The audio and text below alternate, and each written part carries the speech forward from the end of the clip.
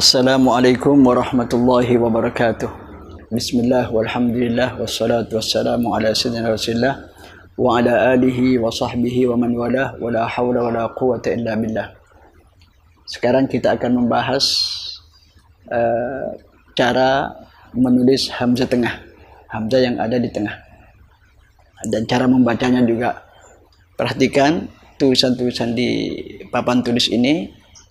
Sa'ala, su'ila, su'al, tasa'ala. Bentuk-bentuk hamzah tengah, ada yang di atas alif, ada yang di atas ya, ada yang di atas waw, dan ada yang sendirian. Ini macam-macam bentuk penulisan hamzah. Nanti kita akan bahas kaidah-kaidah yang terkait dengan cara penulisan ini. Sebelum ke penulisan, saya ingin menerangkan dulu beberapa kaidah yang terkait. Ya. Pertama, likulli harakatin harfun yunasibuha. Tiap harokat itu mempunyai kesesuaian, mempunyai kecocokan dengan huruf tertentu. Misalnya fathah itu sesuai dengan alif, dhamma sesuai dengan waw, kasroh sesuai dengan ya. Jadi kalau harokatnya fathah, maka pasangannya adalah alif, begitu. Pokoknya likulli harokatin harfun yunasibuha. Kaidah yang kedua, aqwal harokat al-kasrah, thumma dhamma, thumma al-fathah, thumma sukun. Jadi harokat yang paling kuat itu adalah kasrah, kemudian dhamma, kemudian fathah, kemudian sukun. Sekali lagi, harokat yang paling berat secara berurut kasrah, kemudian dhamma, kemudian fathah, kemudian sukun. Kaidah yang kedua. Kaidah yang ketiga, penulisan hamzah itu ditentukan atau dipengaruhi oleh harokatnya hamzah dan harokatnya huruf yang sebelum hamzah. Saya ulangi. Penulisan hamzah dipengaruhi atau ditentukan oleh harokatnya hamzah itu sendiri dan harokatnya huruf yang sebelum hamzah. Mana yang terkuat? Itulah yang menentukan hamzah. Contoh, misalnya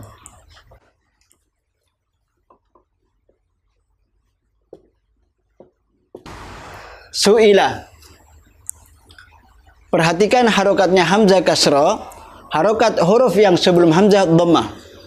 Mana yang lebih kuat, kasrah atau dhammah? Kasrah lebih kuat, maka hamzah ditulis di atas ya. Su'ila. Contoh berikutnya,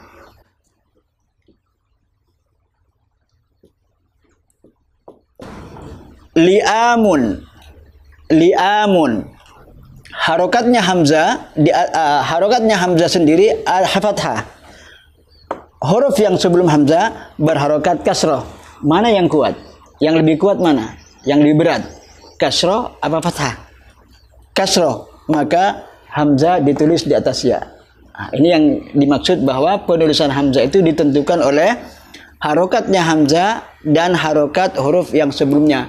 Mana yang paling kuat? Itulah yang menentukan hamzah ditulis di atas huruf apa.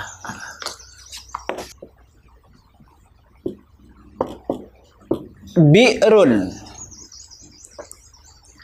Harokatnya hamzah sukun. Yang sebelum hamzah berharokat fathah. Mana yang lebih kuat? kasroh lebih kuat, maka hamzah ditulis di atas ya, tapi tanpa titik. Contoh berikutnya,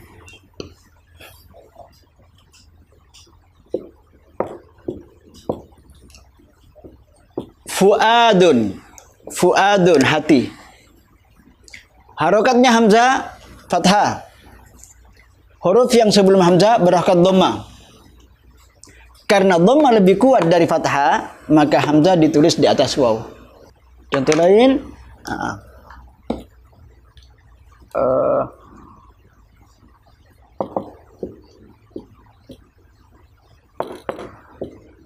yu'akhidhu.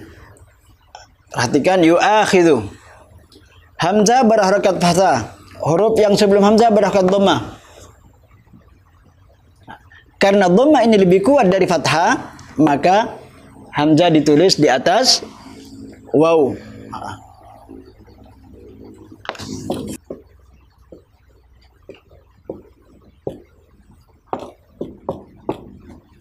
Raufun, raufun. Hamzah berharokat dhamma. Huruf yang sebelum hamzah berharokat fathah. Dhamma lebih kuat dari fathah, maka hamzah ditulis di atas waw. Jadi apakah hamzah itu ditulis di atas alif, apakah ditulis di atas waw, apakah ditulis di atas ya? Kita melihat dua harokat, harokatnya hamzah dan harokatnya yang sebelum hamzah. Nanti harokat yang lebih berat itulah yang menentukan penulisan hamzah.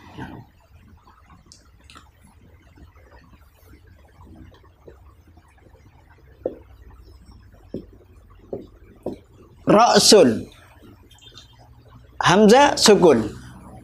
Yang sebelum hamzah fathah. Fathah lebih kuat dari sukun, maka hamzah ditulis di atas alif.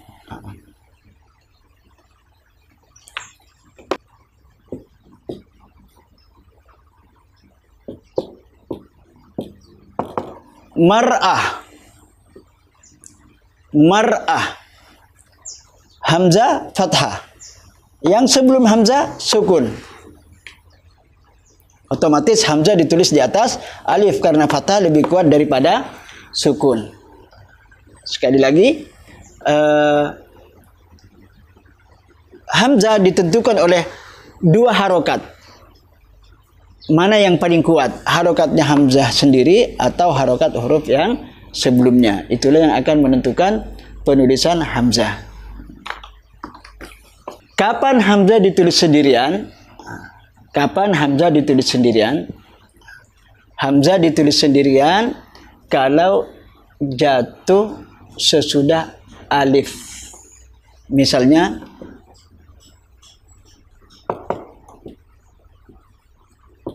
tasa'ala, ini harus ditulis di sendirian. Atau jatuh sesudah waw sukun. Waw sukun itu juga ditulis sendirian. Contohnya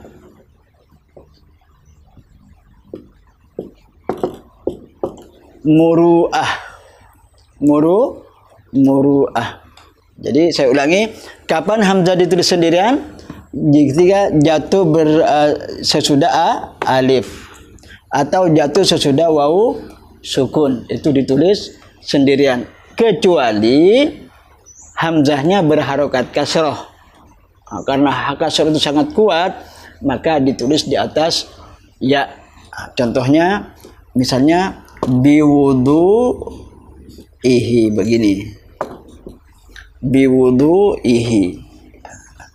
Walaupun sebelumnya itu ada huruf waw sukun, tetapi karena hamzahnya berharokat kasroh, maka ditulis di atas ya, karena kuatnya harokat kasroh itu, pengaruhnya sangat kuat. Jadi sekarang kita latihan. Saya akan menulis beberapa lafaz. Antum pilih yang benar.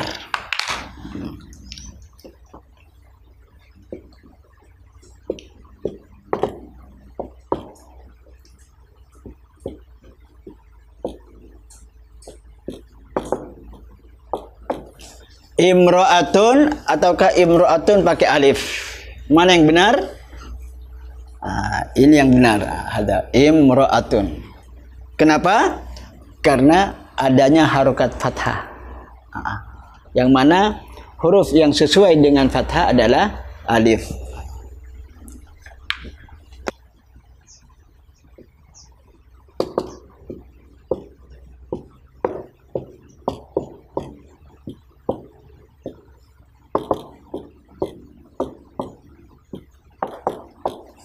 Yu'akhir. Mana yang benar nih dua tulisan nih? Yu'akhir. Apakah di atas waw? Apakah di atas alif? Nah, yang benar harus di atas waw. Kenapa? Karena adanya dhammah sebelum hamzah. Yang mana dhammah lebih kuat daripada fathah. Maka dialah yang mempengaruhi penulisan hamzah. Ya, yu'akhir. Nah.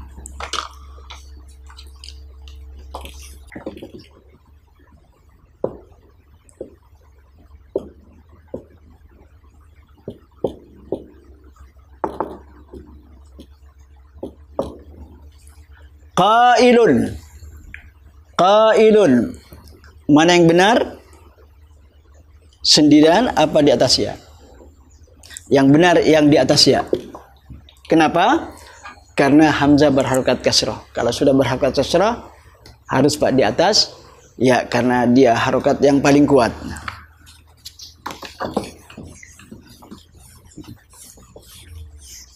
sekarang coba latihan baca sekarang.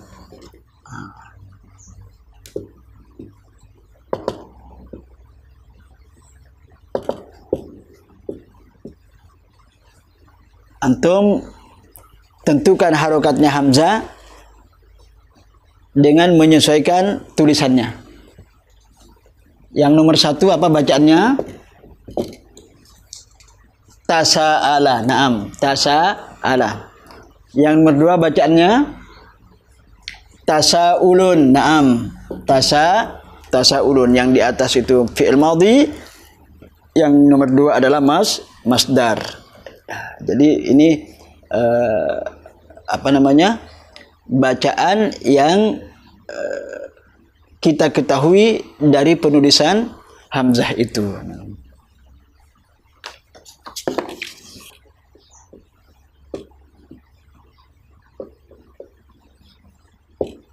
Ya, sekarang coba baca. Yang nomor 1, sa'ala, ya. Yang nomor 2, su'ilah. Hamzahnya berharokat kasroh karena di atas ya. Maka ini menunjukkan hamzahnya berharokat kasroh. Jadi bacaannya su'ilah. Jadi demikian pentingnya kita belajar kaidah penulisan hamzah agar kita ketika menulis atau ketika membaca tidak salah. Kalau kita tidak belajar kaidah hamzah, bisa jadi yang nomor 2 ini kita baca salah. Bisa ada kemungkinan. Tetapi dengan mengetahui kaidah, maka insya Allah kita tidak akan salah membaca. Karena apa? Karena ketika hamzah di atas ya, otomatis ada kasroh di situ. Maka bacaannya su'ilah. Ini cukup. Mudah-mudahan bermanfaat buat kita mengajar, menulis keterangan untuk para murid. Karena memang guru itu dituntut untuk menulis. Dan untuk menulis itu kita harus tahu kaidahnya agar tidak salah. Nah, kalau kita salah menulis, nanti kesalahan ini akan diwaris oleh murid-murid dan mungkin ke murid-muridnya lagi. Maka pesan kami untuk para pendengar, para pemirsa, terutama kawan-kawan mutakharrid, supaya tidak menyepelekan ilmu imla atau ilmu rasm, karena itu pengaruhnya besar sekali untuk kita membaca dan memahami kitab-kitab kuning, kitab-kitab ulama-ulama terdahulu. Hadza minni wal afu minkum. Wassalamualaikum warahmatullahi wabarakatuh.